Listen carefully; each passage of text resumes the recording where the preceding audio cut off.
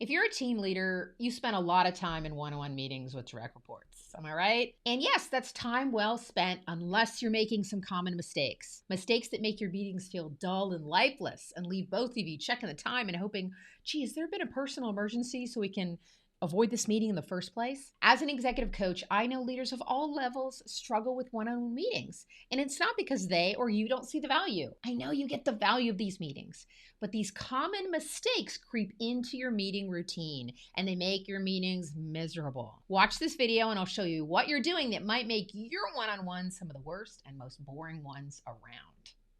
Hi, I'm Lila Blingtown. I'm an executive coach and I spend a lot of time in meetings. And I have the honor to observe a lot of leaders in one-on-one meetings. I've learned a lot. I'm going to share it with you now. First, though, let's just make a commitment. Let's just stop holding mundane meetings. Start planning thoughtful, engaging discussions that ignite passion and empower your teams. Okay, I know. It's not as easy as me just telling you to do that. But I do have some quick thoughts for you, the mistakes to avoid. Now, before I get to mistake number one, I want to speak to the mistake that causes all the others to exist.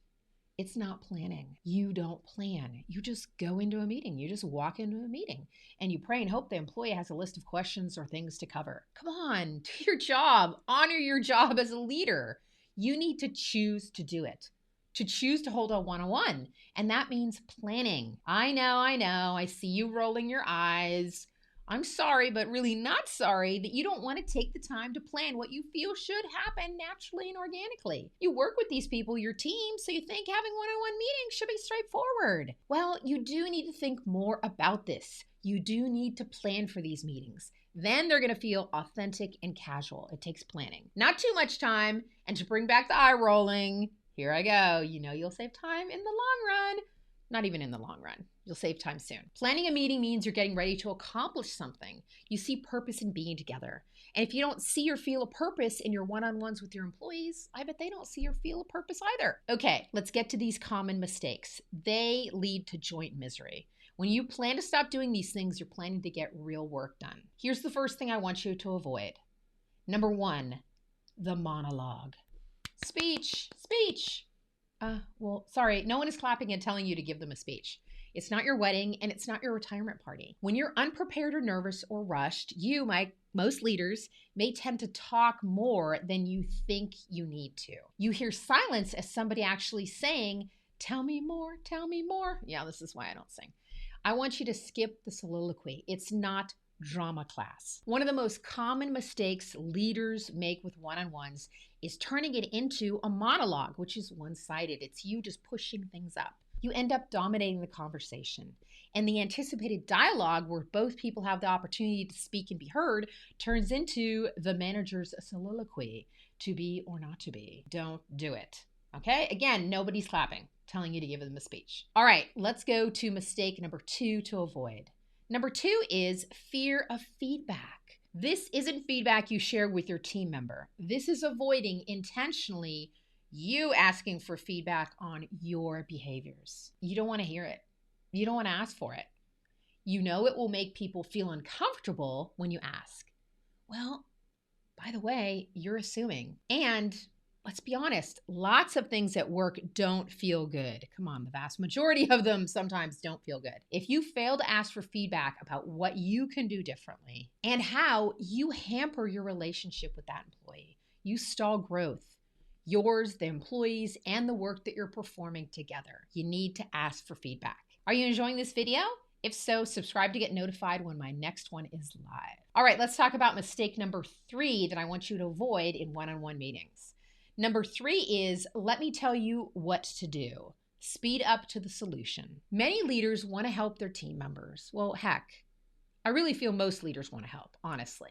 They just don't do a great job. But okay, let's get back to the topic. So now when an employee comes to you with a question in a one-on-one, you want to help. You want to offer a solution. This isn't terrible, and it's also not ideal. It can be a mistake because you tend to see all those questions from employees as ones that just need an answer from you. Jumping straight to solving problems without first understanding the root cause is really counterproductive. I want you to take time to listen, absorb, and consider what to say when you hear a question. Ask yourself, Is this the time to dive into a solution? Is this the time to ask more questions, to understand more? Do I need to empathize with the person before diving into a solution? I want you to take the time to reflect on each person's unique traits and aspirations, what you know about them as an employee. This helps you understand if sometimes going to the solution is the right move. It's not always the right move, and I've found consistently that leaders just like to get things done, check things off. Okay, let's go to the next mistake on our list of things to avoid in one-on-one meetings. Number 4 is treating everyone the same. Okay. I know this mistake comes from a good place. It comes from the desire not to have favorites, to treat people fairly. Should you have favorite employees? No, you shouldn't. Should you treat everybody fairly? Yes, absolutely. Can you treat people differently? Should you? Yes. And before you go, what? Wait, that's discrimination, Lila. Hold on. Don't go there that fast. I think you know that's not what I mean. Here's my point. You can personalize, and you should. You want to get to know your employees. Some will talk more than others. Some will need you to ask questions. Some won't. Some will come with an agenda for a one-on-one. Some won't. Get to know them and then modify your one-on-ones so you have a personal meeting. Again, don't neglect personalization, treating people differently. Still fairly, but you're getting to know them, so you're going to operate and treat one-on-ones differently. When you treat all one-on-ones in a generic, one-size-fits-all manner, it leads to disengagement. Come on, you don't want to be in those meetings. Nobody does. So before each meeting, I want you to pause to think about what's unique about each person. Sit in it for just a minute or two. What do you need to pull on their strengths? What do you need to help them adapt and learn? Get to know the person. This is really like something everybody needs to do as a leader. Get to know the people you're working with. All right, here's another mistake I want you to avoid in one-on-one meetings. It's the failure to follow up. What we have here is a failure to follow up. Also, a failure to communicate. This is why leaders fail to follow up. They plan a one-on-one.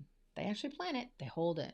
They keep it together. They don't look at their phones. They stay present. They use eye contact, etc., etc. They do all those things. Yet, towards the end, they are ready. They are done. And all of a sudden, it's like, oh, okay, great. See you next time. I get it. You're exhausted, especially if you've planned eye contact, no distractions, talking about difficult stuff, not jumping to solutions, doing all this stuff I'm talking about. You're exhausted, and you wrap up the meeting and say, thanks, talk again soon. You fail to set up what needs to be done next. So all this content, all that discussion goes nowhere. You need to have agreed upon next steps. What will the employee do? When and why? And what will you do? When and why? And how is that going to help? How's that roll into goals? If you spend time with someone and you fail to follow up, you create a breeding ground for confusion and lack of accountability. Why spend all that time setting it up to stop when it's time to make it real? So by steering clear of these common mistakes, you can create one-on-one meetings that are not only effective, but also empowering and engaging for both you and your team. You can plan for awesome one-on-one meetings. Share stories, exchange ideas, and you can continue evolving and having great meetings. So choose to have better one-on-ones. Choose to spend just 15 minutes today planning a one-on-one with just one team member this week.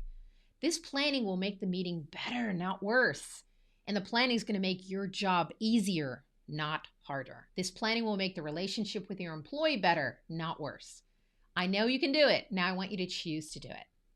And if you found this video useful, be sure to like it and subscribe so you can catch the next one. I'll see you again soon.